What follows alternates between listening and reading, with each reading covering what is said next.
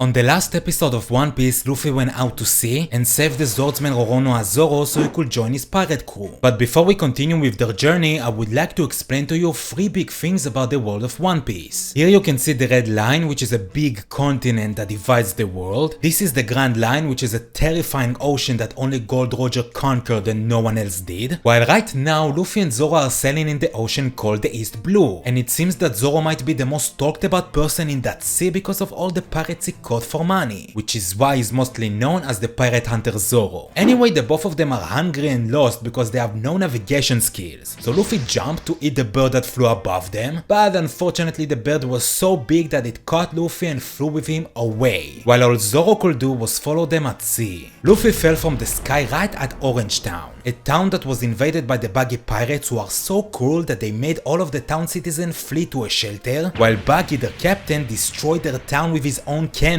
As a result of that, when Luffy landed there, he found himself right next to a random thief who stole a map to the Grand Line from the Buggy pirates. Luffy of course beat them up easily, and that's why the same thief who is called Nami wanted to team up with him. They both sat down in an abandoned house and started to get to know each other. For example, she wants to earn 100 million belly to buy a village, while she's also an expert in navigation, a specialty that Luffy needs, so he offered Nami to join his pirate crew, but she declined. Nami just hates pirates, which is why she's only stealing money from them and no one else. So as you can see, Luffy and Nami came to a stalemate, but Nami has an idea. She will join his crew if he will do as she says. And that is how Nami tied Luffy up, took him to Captain Buggy and declared that Luffy forced her to steal their Grand Line map. So she betrayed him just to bring the map back to Buggy and join his pirate crew, which is an obvious lie. Nami just wants to get close to Buggy, steal his treasure with the Grand Line map and go on her way. A lie that Buggy somehow believed, but before he lets her join his crew, Buggy wants to test Nami's loyalty by letting her shoot Luffy with their cannon and kill him as revenge. An act that Nami just couldn't follow through because killing people is what pirates do, and after pirates killed a dear person to her, she swore to herself to never stoop as low as a pirate. So she stopped the fuse before the cannon fired the bomb, and when Buggy's crew tried to kill her for that, finally Zoro came to save them. When Buggy saw Zoro, the most talked about person in the East Blue, he obviously tried to kill him, but it seems that Zoro was fast enough to cut him to pieces. However, the one who got stabbed was Zoro himself. Buggy ate a devil fruit that allows him to split his body into pieces and reassemble them at will, which means that this power also makes him immune to the slashing attacks that Zoro did. And now when Zoro is injured, Luffy immediately told him that it's time to run. So Zoro aimed the cannon at the Buggy pirates and fired the bomb at them so they could escape successfully. Luffy, Zoro and Nami ran into a pet store where they found a dog named Shushu along with the Orange Town mayor, who was nice enough to let Zoro rest in his house. Well, that's until several minutes later, the vice captain of the Buggy pirates Moji came with his lion Richie to kill them. Richie immediately broke the cage Luffy was trapped in and then smacked him through several buildings. It seems that Moji and his lion are quite strong and pretty hungry as well, but when they wanted to eat all of the food that was left in the pet store, Shushu attacked them. This store belonged to Shushu's owner, and after he died from illness, Shushu left in charge to defend this store from people like Moji, who was so cruel that he burned the store down after defeating Shushu. When Luffy saw that together with Shushu's howling, he immediately understood that his store was like a treasure to Shushu, and he won't forgive Moji for destroying it. A few minutes have passed. Luffy found Moji, twisted his arm to grab his lion Richie and smacked him in the ground, while right after that he did the same to Moji as well. Shushu's pet store was completely destroyed, but at least Luffy brought it the last thing that was left from Shushu's own treasure, a gesture that made Nami realize that Luffy might be the first nice pirate she has ever met, and in fact it even made her decide to make an alliance with Luffy and join his adventures so she could make more money, of course. But suddenly the buildings around them got destroyed by Buggy's cannonball. He is furious now that he knows about Moji's defeat, and it seems that the explosion even made Zoro wake up from his sleep. But the Orange Town's mayor just can't take this destruction anymore. He and the rest of the old citizens built this town 40 years ago. This town is his treasure, so he decided to fight Buggy even if it will cost him his life. Too bad though that unlike the mayor, for Buggy treasure is all the gold and the jewels this world has to offer. Therefore he doesn't give a damn about Orange Town. But at least Luffy, Zoro and Nami came to defeat him and get back the Grand Line map, which is something that Buggy of course won't allow to happen. He immediately fired the cannonball at them, and by inhaling a lot of air, Luffy's belly absorbed the cannonball in order to deflect it back at Buggy and his crew. This counterattack left only Buggy and his other right-hand man Kabaji standing. They used their crew members as shields, and as Buggy's right-hand man, Kabaji decided to take Zoro head on, but he knows that he can't beat him in a one-on-one fight, so he decided to kick Zoro's wound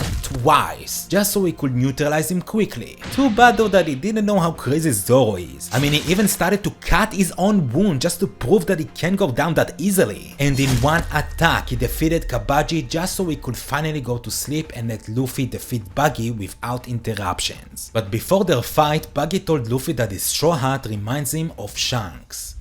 When Buggy and Shanks were teenagers, they were apprentices in a famous pirate crew. But even though they were friends, Shanks and Buggy were different. Shanks was a strong person who wanted to see the world, while Buggy was weak and only wanted money and treasures. One day after defeating pirates at sea, Buggy found a treasure map, while the rest of the crew found a devil fruit worth 100 million belly. Those were two things that Buggy decided to steal in order to leave his pirate crew behind. But before his escape, Shanks came from behind and scared him so badly that Buggy had to hide the devil fruit in his mouth, and without realizing, he swallowed it. Which of course stressed him even more that by accident he dropped the treasure map at sea, and when he tried to save it, he realized that he can't swim anymore. From there, Shanks of course saved his life, but from his point of view, because of Shanks he lost 100 million belly from selling the devil fruit, together with his treasure and the ability to swim. That's why Buggy hates Shanks and now Luffy for wearing that same straw hat. So he pulled knives out of his shoes, spinned his leg and started to attack Luffy. But because of his rubber and agile body, Luffy from afar could dodge all of his attacks easily. And the same goes for Buggy. By separating his body, Luffy has a hard time hitting him from afar. Therefore, by letting Luffy grab his hand and separate it again from close range, Buggy finally was able to inflict wound on Luffy's face. But what is more saddening is the tear that he left on his straw hat. For Luffy, this is his treasure that Shanks left for him. But before he realized, Buggy's hand ruined his hat even more. At this point, Luffy just couldn't forgive him, so he kicked Buggy in the balls. Meanwhile, Nami stole all of the treasure that Buggy had. This of course made him chase her because he won't let her take his money. Although Buggy left his half body behind, so Luffy kicked him in the balls. Again. At this point this fight became a big joke. I mean, even when Buggy decided to separate his body into thousands of body parts, Luffy easily ran and kicked him in the head just because he was so focused on taking the treasure from Nami. And now when he's down, Nami tied most of his body parts, leaving him in a form of a chibi Buggy that helped Luffy blast him away with his bazooka attack. Finally, Buggy was defeated. Nami got her treasure that is worth 10 million belly, Luffy acquired the Grand Line map, and now they can finally set sail to their next adventure. But apparently Luffy left half of Nami's treasure to the citizens, so they could rebuild their town more easily, which is something that Nami of course wasn't that happy about. A few hours later, Nami calmed down and fixed Luffy's hat. As a new pirate crew with random boats and no supply, Luffy decided to go to the nearest island. This island has a forest full of some really weird animals, while their leader and guardian is a small man named Gaimon who got stuck in a treasure box.